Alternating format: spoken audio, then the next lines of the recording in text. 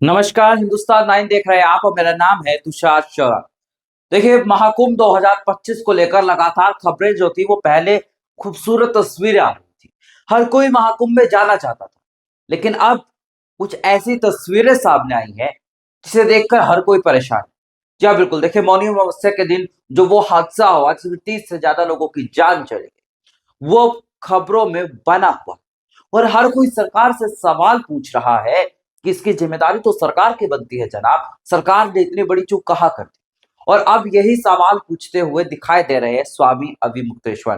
देखिए, कुछ दिन पहले मैंने आपको यही खबर बताई थी कि स्वामी ने कहा था कि राम मंदिर बीजेपी ने नहीं बनवाया, राम मंदिर जो है वो कोर्ट ने बनवाया।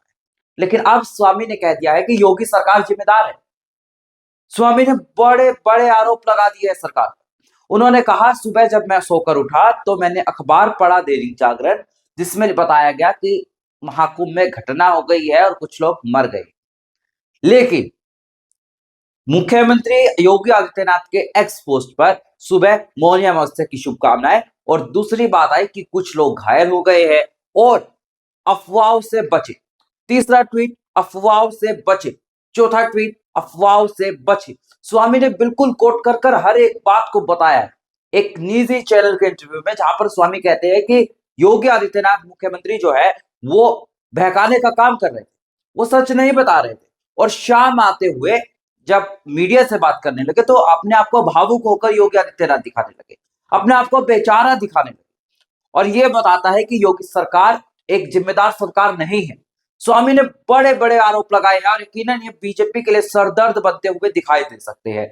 देखिए, मिल्कीपुर में उपचुनाव है और जो बात समाजवादी पार्टी के अध्यक्ष अखिलेश यादव कह रहे थे कि अव्यवस्था है, पूरी व्यवस्था नहीं है, वही बात अभी स्वामी भी कह रहे हैं। और ऐसे में ये क्या मिल्कीपुर में बीजेपी को नुकसान पहुंचाता हुआ दिखाई देगा? सबके मन में यही सवाल है, यकीनन मेरे मन में भी यही सवाल है। देखिए, लगातार हम सवाल पूछ रहे थे कि 17,000 पुलिसकर्मी इतने करोड़ों लोगों को कैसे कंट्रोल कर पाएंगे। सरकार को इस बात का पहले से अनुमान था कि मौनी अमावस्या के दिन 10 करोड़ श्रद्धालु डुबकी लगाने आ सकते हैं संगम में। उसके बाद भी कड़े सुरक्षा इंतजाम क्यों नहीं किए गए? बैरिकेडिंग क्यों लगाई गई रात को? और जब बैरिकेडिंग हटाई गई तब यह हादसा हो गया। देखिए, सवाल उठने लाजमी है। और सरकार में शामिल है संजय निषाद, वो कहते हैं ऐसी छोटी मोटी घटनाएं हो जाती है। देखिए, संजय निषाद जी को लगता है कि 30 से ज्यादा लोगों का इस दुनिया से चले जाना एक छोटी मोटी घटना है। और योगी सरकार जो है मुआवजे का ऐलान कर देती है कि हर मृतकों को 15-15 लाख, 15-15 लाख से क्या उन्होंने जो खोया है वो मिल जाएगा क्या? जिन लोगों के ऊपर बीती है उन लोगों से पूछ के देखिए सरकार, क्या हुआ है उनके साथ। उन्होंने अपनों को खोया है।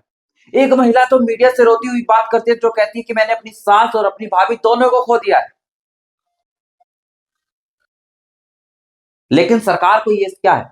सरकार को सिर्फ ट्वीट करना है, एक्स पर पोस्ट करना है कि सब कुछ सही है जनाब, अफवाहों से बचे। कैसी अफवाह? क्या सच बताना कोई अफवाह हो जाती है? सवाल उठेंगे और योगी सरकार को अब इन सवालों का जवाब देना होगा। और यकीनन अब ये मिल्कीपुर उपचुनाव में मुद्दा बनता हुआ दिखाई देने वाला है। और बीजेपी को 5 फरवरी को जब मिल्कीपुर में वोटिंग होगी तो इसका खामियाजा भुगतना पड़ सकता है। ये बात आप लिख कर रख लीजिए। मिल्कीपुर उपचुनाव का पूरा सियासी समीकरण अब बदलता हुआ दिखाई दे रहा है। अब ये तो 5 फरवरी को जब वोटिंग और 8 फरवरी को नतीजा आएगा तब पता चलेगा। लेकिन एक बात साफ है, स्वामी अविमुक्तेश्वरानंद के बयान से पूरी बीजेपी और पूरे की पूरी सियासत पलटती हुई दिखाई दे रही है। ऐसे ही देश और दुनिया की तमाम बड़ी खबरों के लिए देखते रहिए हिंदुस्तान।